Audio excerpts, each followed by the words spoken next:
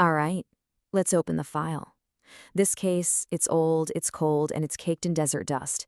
It all started with what the papers called a falling star, but I call it what it was, a cosmic hit and run, the Roswell blowout. For decades, this thing's been collecting dust, a story for the tinfoil hat crowd. But every good PI knows the truth doesn't just disappear. It mutates, finds new shadows to hide in. This is my final report on the case and the two phantoms it left in its wake. You see, the whole game's changed. The old haunts, the creaky castles, the family curses, that's all ancient history now. The new horror, it doesn't rattle chains. It hums, a low electric dread. It's sterile, it's metallic, and it watches you from just outside the so-called comfort of your modern life. This is a new kind of Gothic, all right, one built for the technological age. So let's wind the clock back to the beginning. Act 1. This is the crime scene. The exact moment a piece of the sky fell. Wrong. And it shattered our neat little picture of reality. This wasn't some kind of blessing from above. No, it was a curse. The curse of finally knowing we aren't alone and that whatever's out there is colder and a hell of a lot stranger than we ever imagined. Now, every cold case has its ghosts. It's suspects who just never get caught.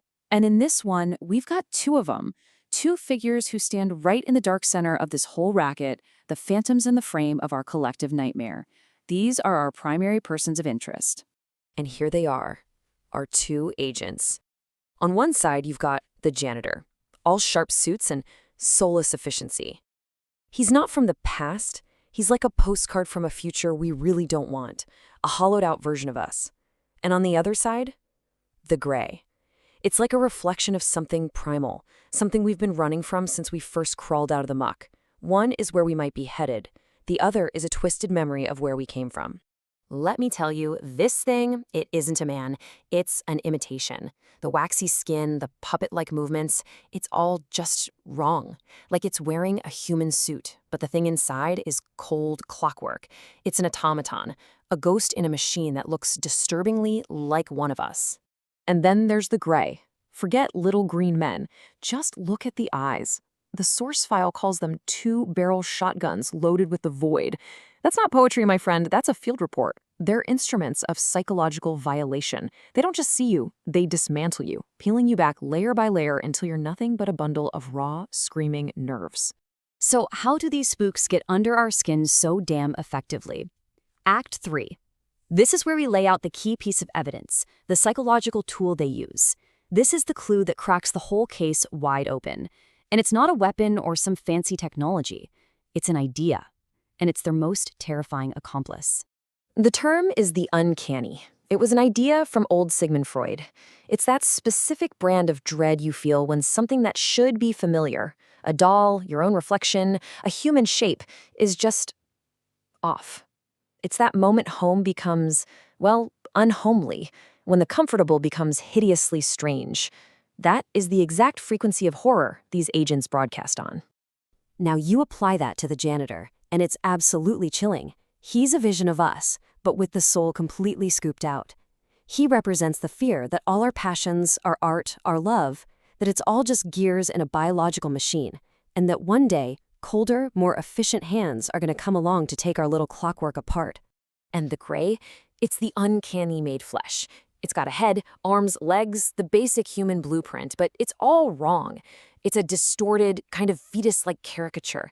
It's a funhouse mirror reflecting our own form back at us, but twisted into something unnatural, something profoundly estranged from the world it walks in. It's our own anatomy, made alien. So what's the motive? What's the job? Why are they even here? Well, it's not an invasion, not in the way you're thinking. It's something more intimate, more clinical. This is the true nature of their cosmic racket, their shared operation. Their mission? It's an audit. Yeah. They're like cosmic accountants checking the books on our species. They're not after our planet or our gold. They're after a piece of code buried in our very bones, a revelation lost to time that they believe is hidden deep inside our DNA. And their methods? A perverse pantomime of science. They turn our safest spaces, our bedrooms, into their operating theaters. They perform these ritualistic procedures not with malice, but with a chilling scientific detachment. It's a parasitic violation, an attempt to siphon the vitality from our bloodline to save their own. The source file sums it up with a phrase that'll haunt you: sterile interstellar necrophilia. Think about that. It's a macabre obsession. They don't see us as living beings. They see our flesh as a collection of specimens, a puzzle to be solved. We are the corpses on their cosmic examination table. So how does a racket this big stay under wraps? Well, that brings us to Act 5, the cover-up. This is how they keep the witnesses quiet. This is how the silence of deep space, that sunless sea, is maintained.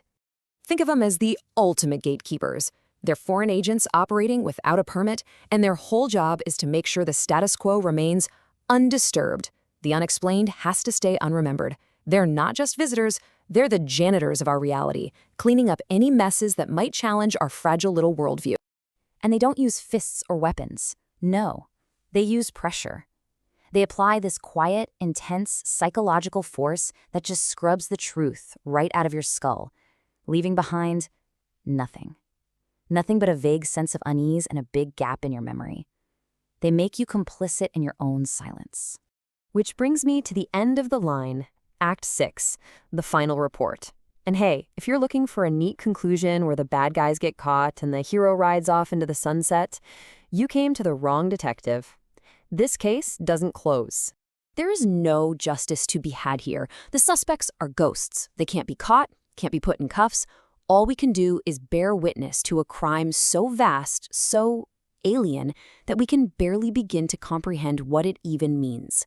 Our place in the cosmos isn't just small, it's precarious. And that leaves us right here, under scrutiny.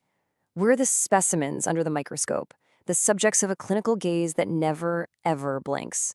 And it doesn't forgive our ignorance or our frailty. It just watches. And it waits. So that's the file. That's the report. The shadow is still out there. It's watching. It's calculating. It has a patient hunger for whatever it is we have locked deep inside our marrow. The only question left, the one that keeps me up at night, is the one I can't answer. To what end? The case stays open.